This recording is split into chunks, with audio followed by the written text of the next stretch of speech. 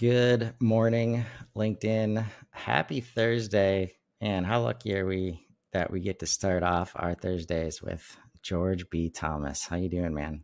Dude, I'm so excited to be here this morning. I'm excited too because you said happy Thursday, but we're talking about happiness and how people can be happy and why happy is a kind of foundational piece of what maybe we should be focusing on in our life. And dude, I'm just excited to actually even be doing this series. Like I know we've done a couple so far. Hopefully people go back and watch them, but this is going to be a very interesting bank of around 11 to 12 videos that I think if people take the time to navigate the journey could be very enlightening, but also empowering to them, the teams that they work with and the organizations that they're part of. But yeah, I'm good to be here. That's for sure. Taking the time to make the journey. Yeah, that is really what this is about. There's not a lot of easy buttons here. The best we can do is say, like, make it easy for you to hit the let's get started button.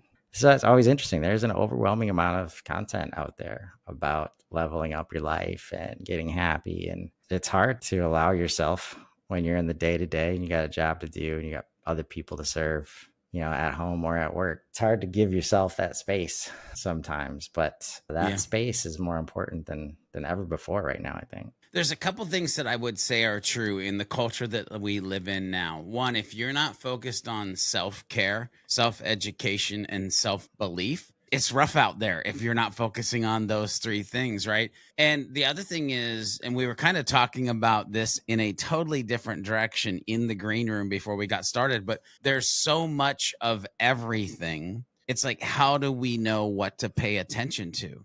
If all of a sudden, Chris, I came to you and said, I'm just going to start creating happiness content. Yeah, there's probably not a chance in heck that it would even be a thing. But there's this powerful piece of like consolidation, right? And how do you consolidate something together that is more powerful when it's paired than when it was in its singular form? So if we just sat here and had a conversation on happiness, okay. But what we're doing is we're having a conversation that is paired to 9 other H elements that is curated and collected into the Superhuman Framework. And therefore, it's not like we're just trying to go after happiness content. We're, like we talked about last week, holistically talking about the pieces that are going to actually impact from a 3-lens view. And so let me just start with this. If this is the first episode of this that you're watching, I feel like we need to bring you up to speed because you've missed the last couple weeks where we talked about the framework in general, the Superhuman Framework. And last week we talked about the holistic aspect of the actual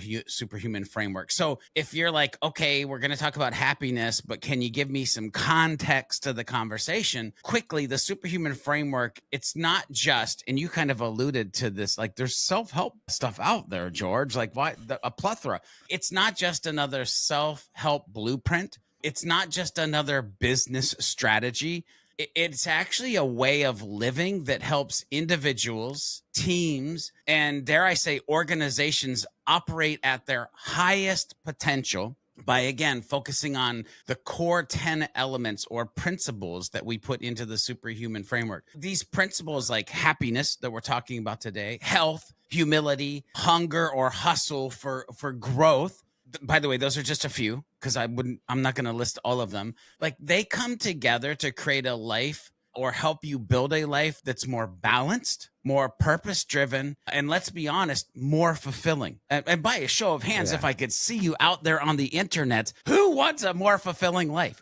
Who wants to live and do things in a purpose driven way? How many people are focused on like, man, I just need balance, bro. Like if I had balance, I'd be good to go. Could I guess everybody, right? And what I want everybody to understand is that I understand that could sound like a lot. And maybe it is a lot, but here's the deal. The Superhuman Framework, and I was asked this in another conversation / interview that I was doing with Liz Moorhead. It's not about doing more. right? That's what I don't want people to see, the superhuman framework and the 10H elements and, oh my God, I've got all this I got to do. No, it's not about doing more. It's about doing what matters and doing it in a way that aligns with who you really are and who you really want to become from a human, from a team, from an organization. And honestly, it goes back to just the kind of general beyond your default methodology is it's about breaking free from living life on autopilot, feeling like you're stuck, the default settings, and embracing more intentional,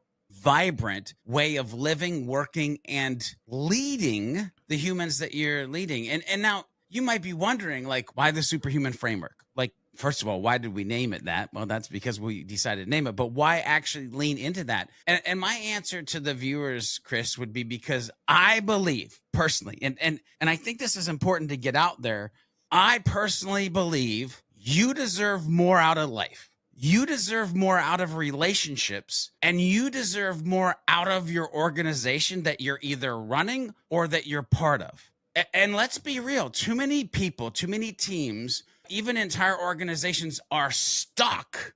Again, we were talking kind of about this in the green room before this, are stuck in the same old routines. Work, eat, sleep, repeat. Work, eat, sleep, repeat. Work, eat, sleep, repeat. Anyway, I'll stop there. But like, I just want people to know where this is coming from and the mindset of how you would use the framework and what the framework is as we dive into this conversation around happiness. Yeah, and just there's a number of like key points that like first, Nick from Fargo says sometimes invitation is greater than information. I think that was in response to like, there's a lot of good stuff out there, but how do you actually do it yourself? And then you said something like, this is a framework that helps you build, right? This is not George building anything for you. And then that last part of, helping you get out of the same routines. And like, it's almost like this digital separation, there's just such a promise of getting things done for you. You got to bring yourself into this journey. Like, nobody can do this stuff for you. You can use all the AI hacks, growth hacks, happiness hacks. There's books on all of it.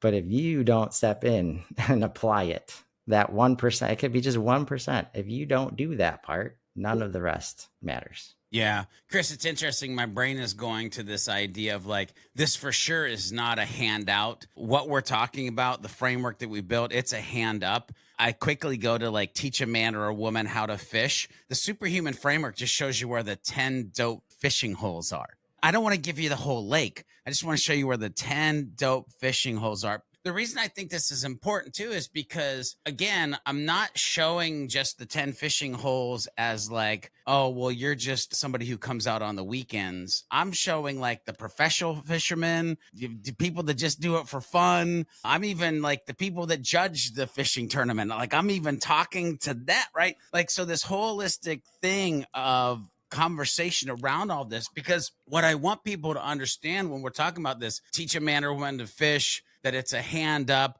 that's going to be work. And you've got to actually like take action if you're going to do these things. But what I want them to realize is like why it is important for them. We as humans, what's in it for me? Like, what do I get out of it? Like, that kind of thing. And so I want people to understand, like, if you're an individual watching this and thinking, should I dive into the superhuman framework? Like, this means that you're designing a life where every decision that you're making is aligned with your purpose and your values. I would ask you right now, do you know what your purpose is? And do you know what your values are? Because so many of us, me personally, lived a good half of my life and I'd be like, values?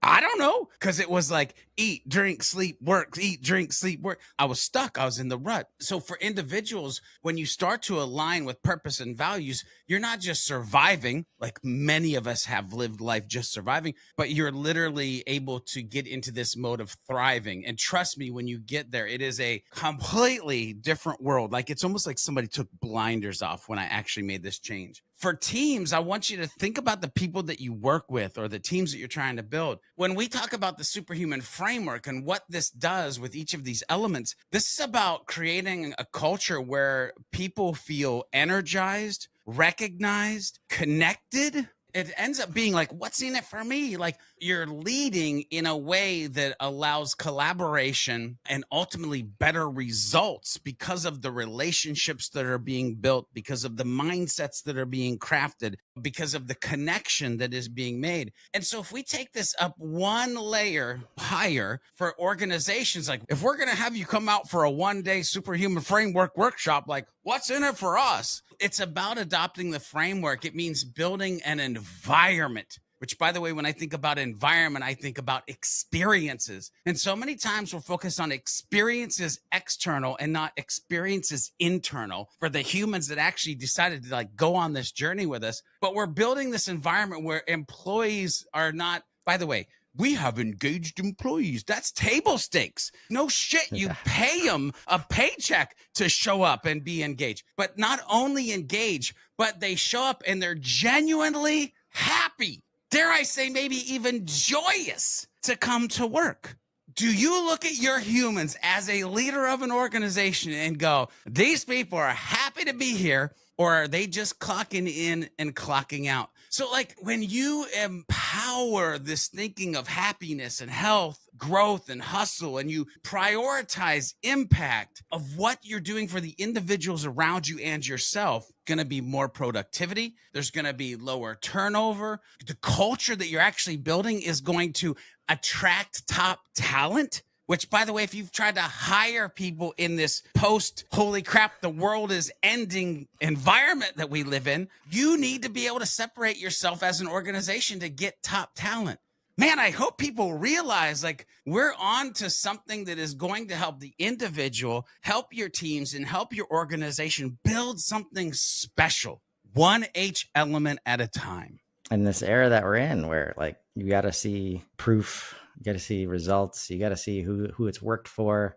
Like if we look back, before digital, we didn't need any of that to understand that we're in a room and the vibe is not great. Right. And if we're expecting that to lead to productivity, like, no, you know how hard it is. And some people are better at this than others. The ones that show up every day and because they care, you know how hard it is to delight someone else if you yourself are not happy, almost and not having a good time.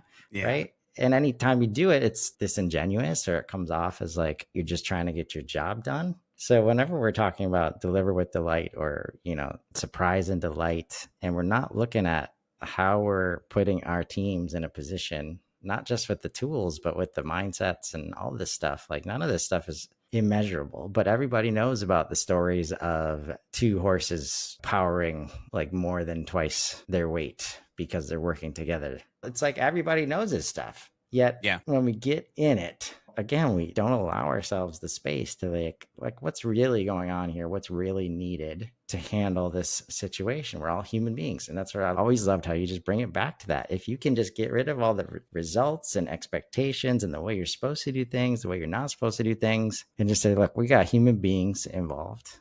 Are we serving human beings? Yeah, it's funny, Chris, because you bring that up, and behind the scenes, we're working on relaunching georgebthomas.com because we've got Sidekick Strategies, which is agency services. We've got Beyond Your Default, which is the actual personal growth that we're doing. And so George B. Thomas needs to become the speaking MC, the place where the books live once they're published. Like it has to have that narrative. And so we went down to ground zero. And we're like, what is the thing? And Chris, across the board, and for the last 12, maybe 25 years of my life, it's all about the humans. And so literally when we're redoing George B. Thomas, it is under the framework of it's all about the humans. Why do we go speak? Why do we MC? Why did we write the books? It's all about the humans. Why do we provide agency services? About empowering, enabling the humans. Why do we do Beyond Your Fault? Because we want to see humans be better humans. So everything that we're running through with the Superhuman Framework, the mathematics of one, and anything that comes out of my mouth, it's all about the humans, right? Yes. Come on. And if you're not living in that world, what world are you living in? And so let me dive down here a little bit to get us headed in the right direction, because this literally is supposed to be the episode on happiness. And so I want to zero down in on happiness because I think it's one of the foundational principles. And not just because when I used to do a bunch of videos that I ended with be a happy, helpful, humble human, but because it is a piece of that has been like one of the most energizing elements inside of my story and inside what I've seen inside of others and inside of organizations. So it's a foundational piece, but there's a twist. What I have to get out is what people may think when they hear the word happiness. It's not about like, I'm happy because I'm chasing monetary money or monumental highs in life, or I'll be happy when everything's perfect. Like, good luck with that, because that's not going to happen. Like, perfection is falsality. That could be why you're not happy. That could be why you're not happy right now.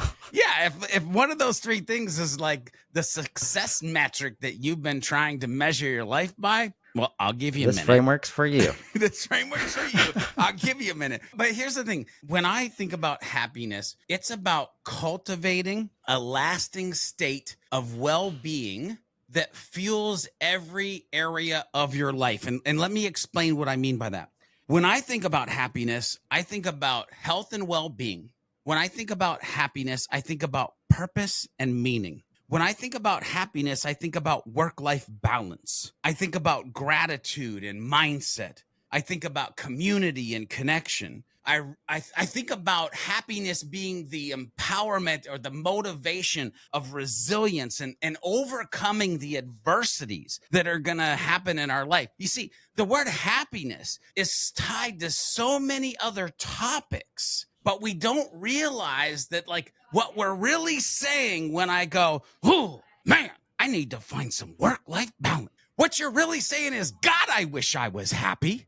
You see what I'm saying? Like, that's when I talk about happiness in the framework, that's what I'm talking about. How it is tied to so many things that are so important that we talk about, but don't make that direct connection. Yeah, I just love this content so much, because if we had like gone deep on the plan for this conversation, it's going to be about happiness. Okay, so maybe we intro a little bit, but 5 minutes in, we're getting to happiness. It took us 20 minutes because there's a lot of other shit that you need to know and understand and agree to before you can even start. And part of that is understanding what like makes you happy. Is it all the things that everybody's been telling you?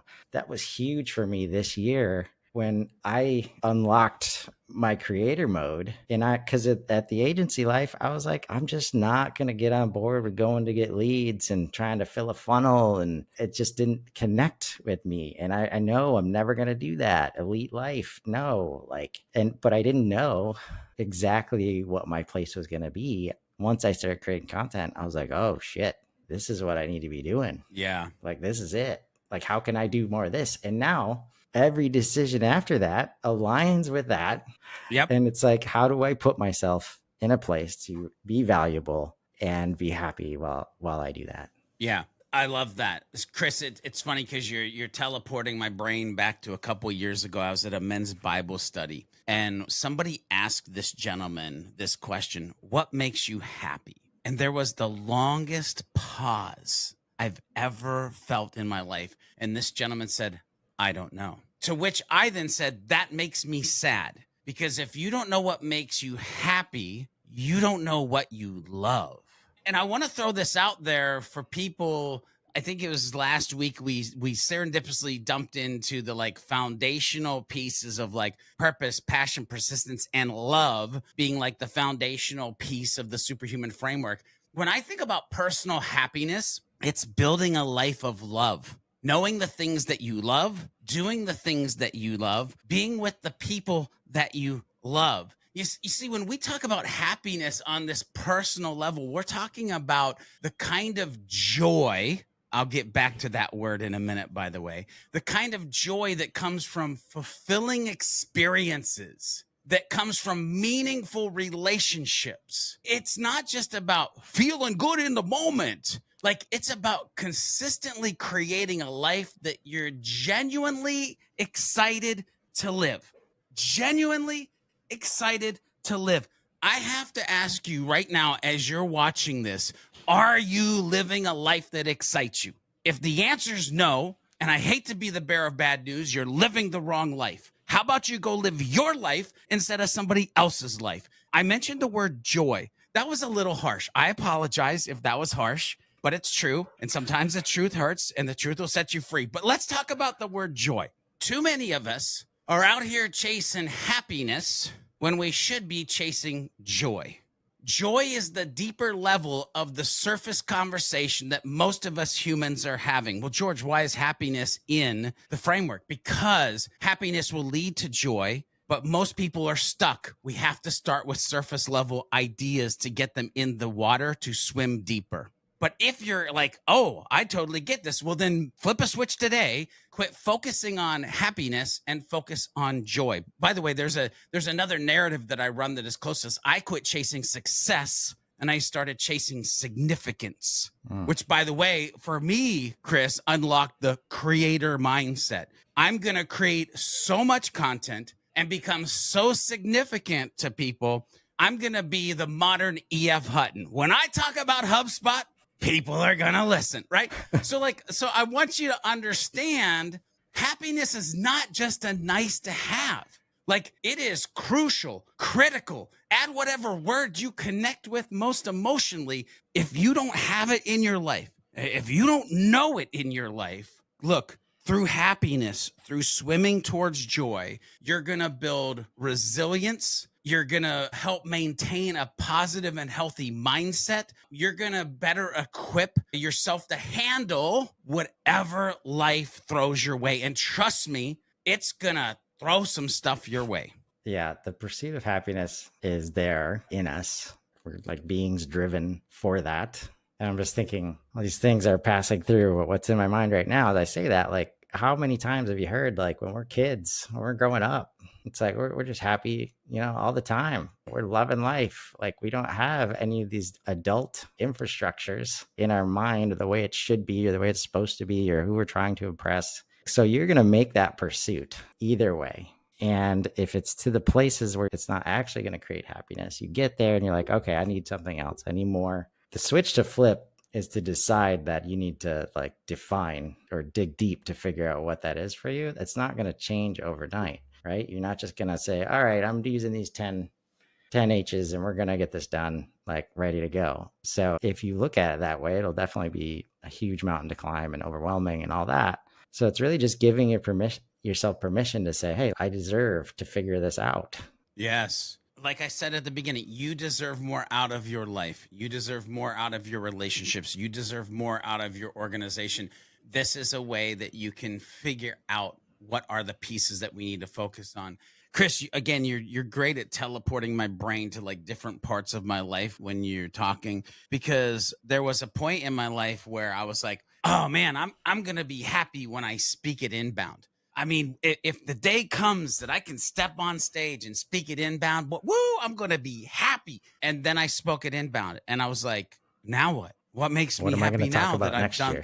Now that I've done that, now what? Right. And so we're really good at like forgetting that there's life beyond what we think will make us happy and 2-3 steps below. But we're also really good at like moving the thing, like before we even reach the thing that we said, I'll be happy if I make 60,000. And then it's like, oh no, actually it's when I make 80.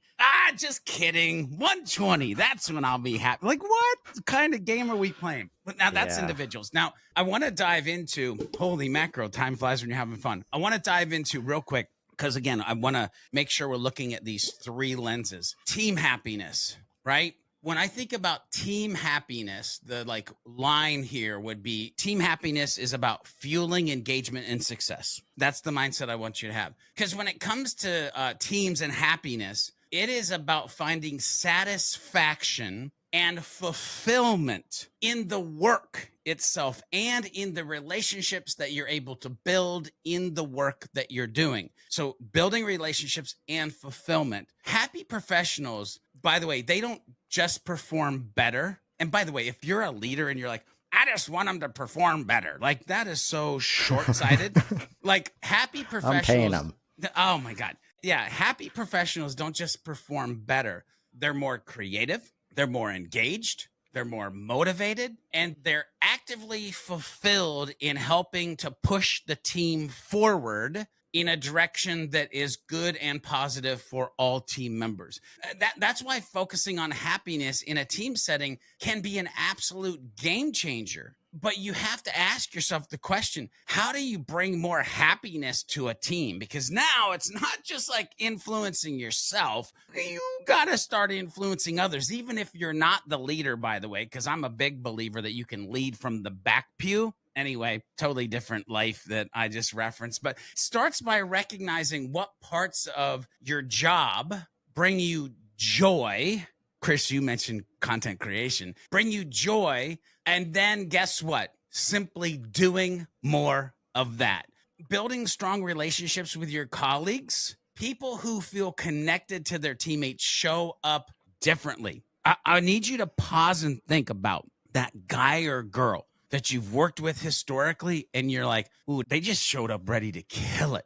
We all have that person we can think of. Now, you might be that person to somebody else, right? Why are they showing up differently? Why are they fulfilled? Why are they joyous? Why does it seem like they're always working on the thing that they love? Most likely it's because they regularly check in on their career goals and make sure that their work is aligning with those goals. And I have to ask the people who are watching this, do you even pay attention to what your personal and professional goals are, and then reverse engineer your daily life to actually get you there based on the things that bring you joy?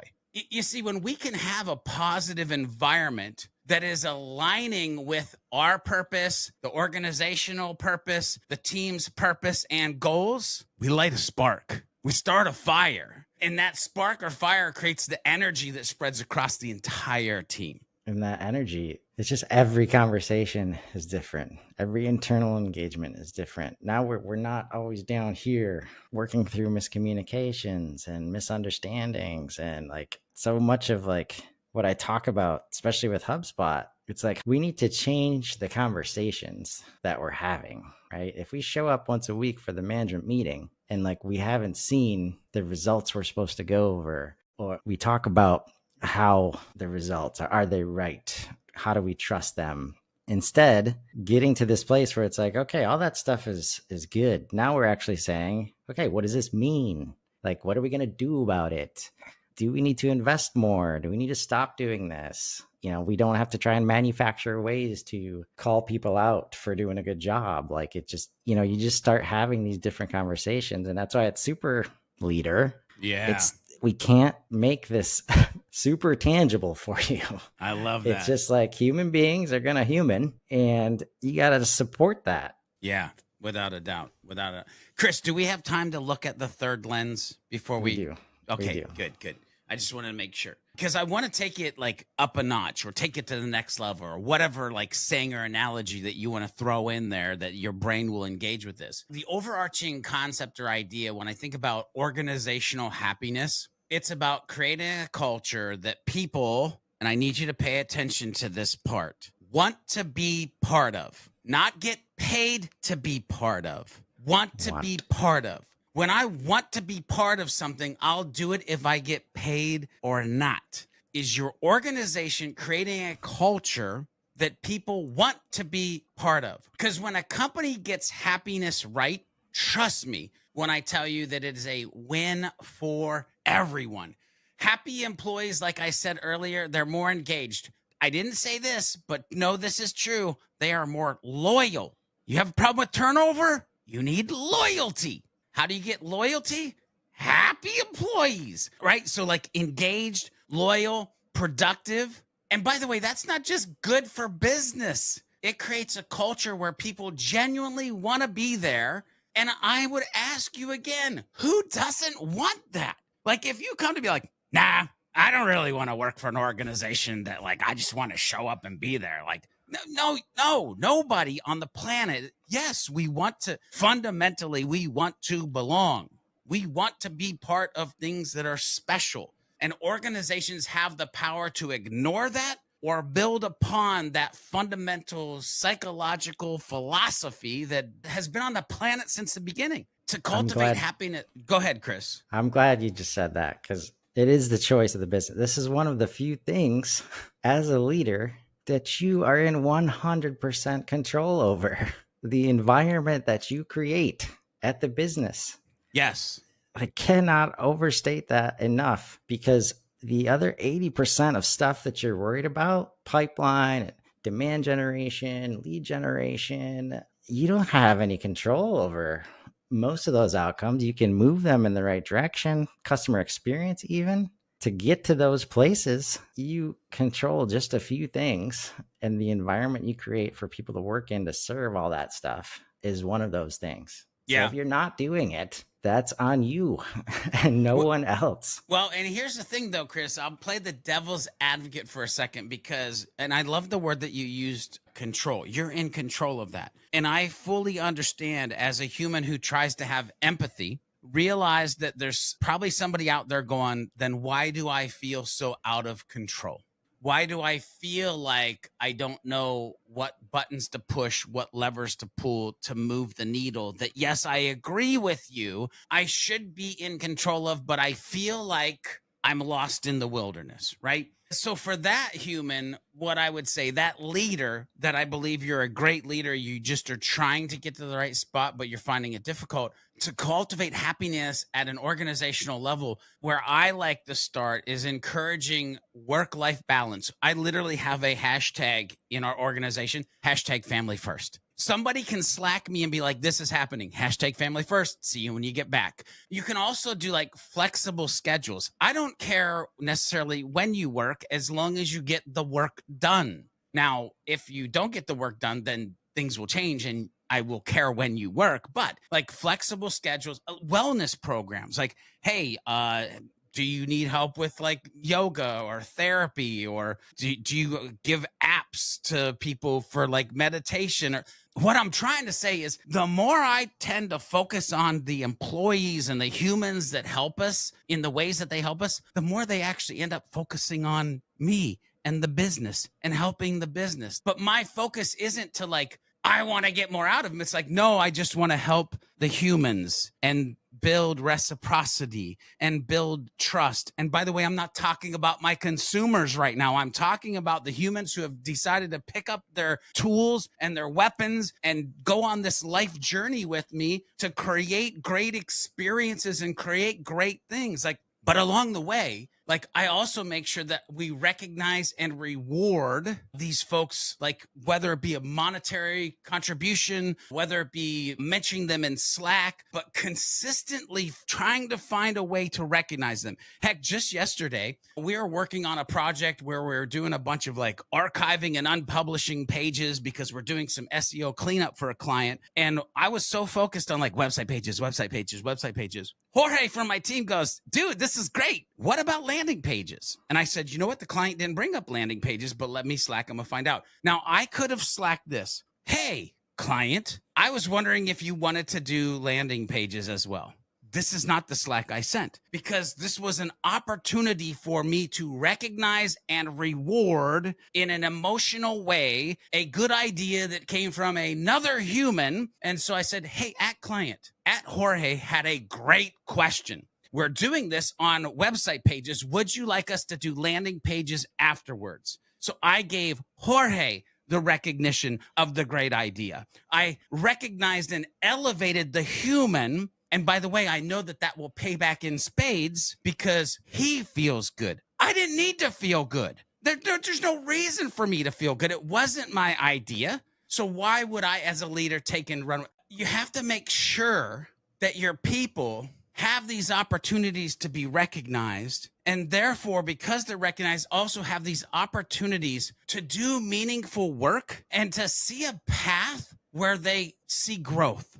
Will I always be stuck in this position? No, because George recognizes me. George talks to me about the future. George shows the vision of where we're potentially heading and what that might mean for me. Because I can see the vision, I feel like I have purpose. And when employees find purpose in what they do, like, it's a whole different ballgame. You end up with a culture that's positive and majorly focused on driving long-term Life is not a short-term game, ladies and gentlemen. Long-term success. All right, Chris, I'll shut up. We're way over time. Yeah. Yeah. So much that we're going to get to in future episodes. It's about the humans, folks. That's the difference from the place you were and the place you are now. Humans inside the business have different expectations, humans outside the business. Simplify it, figure out what those expectations are, serve them, find those opportunities, and let's grow. Have a great day, everybody.